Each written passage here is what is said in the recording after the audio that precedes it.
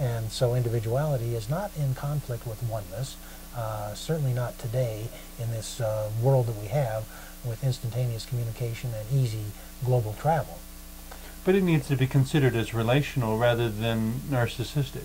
Absolutely. You know, the basic story of Narcissus, I actually found out there were two different versions, I guess, but they both end pretty much the same, in which this young man who is so beautiful sees his reflection and basically stares at it in the river until he's dead. Right.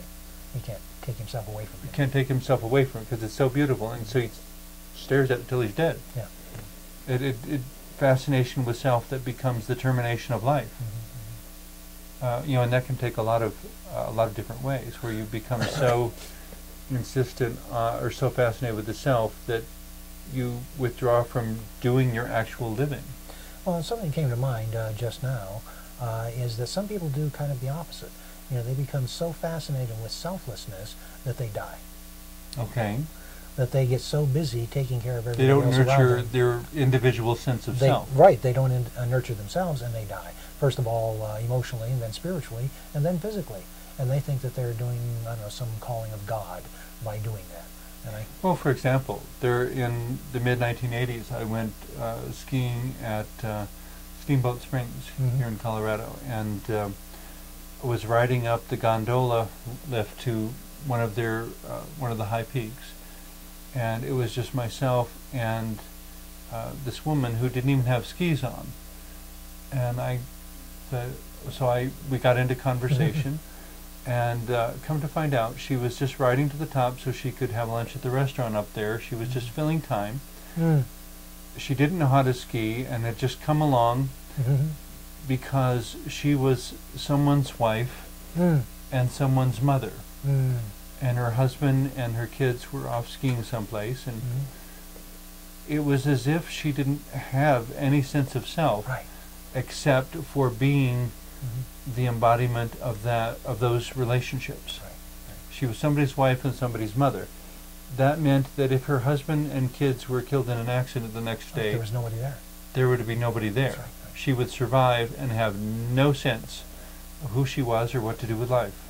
I work with people like that professionally, that they are so identified with family or children or spouse or parents even, you know, adults. Or with their job. Yes. And then they retire and there's nobody home inside. Or, in this economy, getting downsized and laid off. And didn't know it was coming, and there is nothing there. That's got to be a hellacious nightmare. You know, the job you thought you were going to be at for 20 years and finally retire from that same place. Yeah, it's gone. All your plans are now out the window. And you have to begin by creating a sense of self to embrace the moment of opportunity that you're now at. And our culture, Western civilization, doesn't help us do that much. Not much. No, we have to find, well, I don't know, people like me, you know, we have to find someone to help them make that transition and discover who self is. And then water that and nurture it and feed it and help it grow. On a grossly oversimplified level, I would probably say it starts with looking in the mirror and listening.